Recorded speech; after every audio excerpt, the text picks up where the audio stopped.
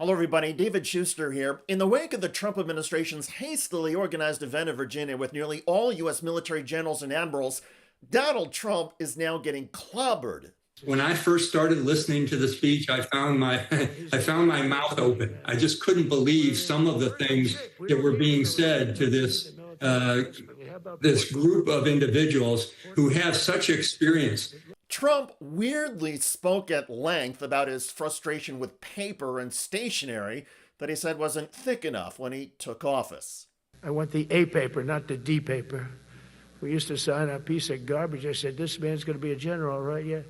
I don't want to use this. I want to use the big, beautiful, firm paper. I want to use the real gold writing when you talk about the position, and they're beautiful. But how would you like to have that where some kid sitting in the back office is having it signed with an auto pen? I thought about it, and I thought about you people first, admirals, generals. When it comes to policy, Donald Trump spoke about his desire to use the U.S. military on American citizens, while Trump also rambled about Democratic leaders. We should use some of these dangerous cities as training grounds for our military, National Guard, but military. Because we're going into Chicago very soon. That's a big city with an incompetent governor, stupid governor, stupid. They threw him out of his family business. He was so stupid. I know the family. He becomes governor. He's got money. Lieutenant Colonel Amy McGrath, a former Marine combat pilot, noted that Trump's speech was filled with lies. And she said the deployment of military troops into U.S. cities is terrifying. Now, the military has done training in cities before, but that's not what I think he's talking about here. He's talking about using the military in ways that we should not see in America. And I'm very worried about this. I think that the whole part of bringing these generals and admirals back here was to discuss this type of thing. And it should scare us all. This is something that we just don't do in America. Defense Secretary Pete Hegseth also spoke to the U.S. military leaders. Hegseth was the Trump official who originally summoned them for this hastily organized conference from all over the world. Hegseth spoke about changing the U.S. military's culture and requiring higher standards. Standards must be met.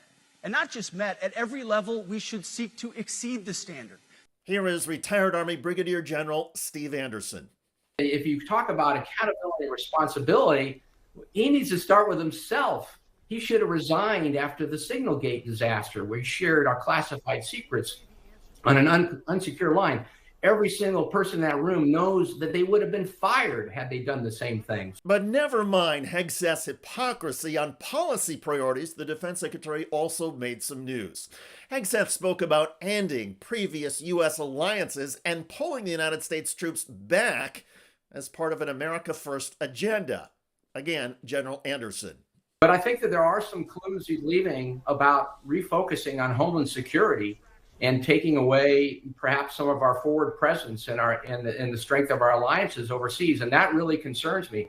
I mean, that has kept this world safe for 80 years. I mean, the NATO alliance and the alliances we have in Japan and Korea have kept this world relatively safe for a long time. And for us to come off on that would be a terrible, terrible mistake. And I think that there were probably a couple of clues that he left there to that regard. Both Hegseth and Trump spoke about getting rid of diversity, equity, and inclusion, or DEI.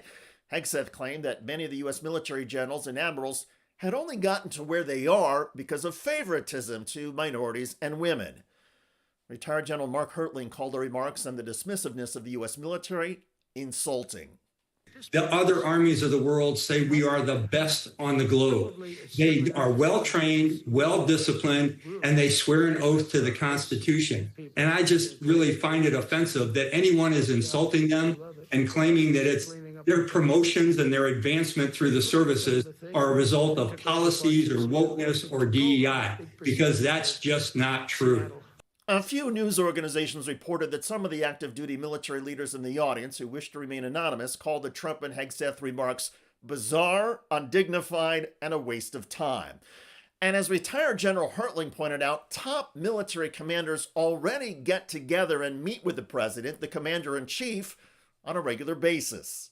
Many people don't know, but the president holds a combatant commanders conference twice a year for all of his major combatant commanders. They normally come in, they have 3 or 4 days in Washington together. It's usually classified because people don't want to know that all the 4-stars and their aides are in one area, but they do it twice a year. So I'm still not sure why this event took place. And it certainly is costly, risky for those who are there, but also risky from the standpoint of how people see us around the globe. And increasingly around the globe, people see the United States slipping further away from a constitutional democracy and towards a tyrannical authoritarian regime where the only thing that matters is fealty to Donald Trump. There was nothing on this day that is going to break or change that perception. Trump and Hegseth seem determined to turn the clock back on social progress in the U.S. military, and by ordering U.S. troops into U.S. cities and demanding the soldiers use lethal force to attack whoever the Trump administration doesn't like or considers a threat, the historical echoes of fascist regimes are getting louder. The U.S. military has long had a nonpartisan tradition, and in keeping with that, on this day, the assembled military brass sat through the presentations mostly in silence.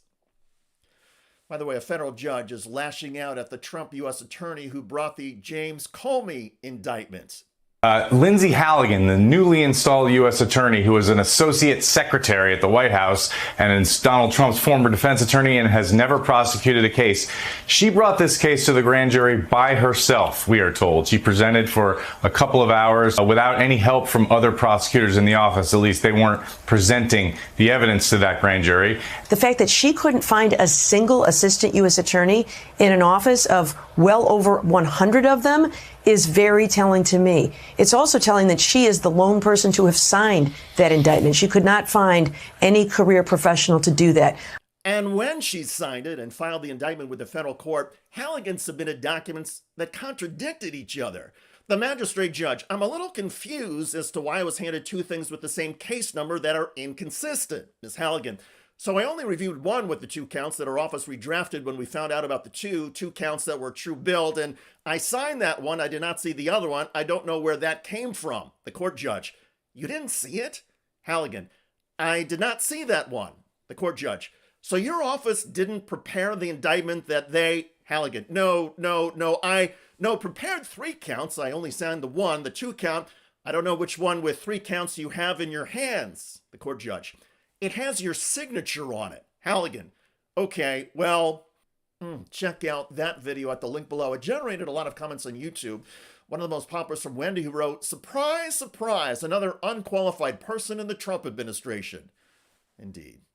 I look forward to reading your comments about Donald Trump and Pete Hegseth getting shredded for their rambling and bizarre remarks to U.S. military generals who were ordered from around the world to come to Virginia and listen to it all. I'm David Shuster. Thanks for joining us.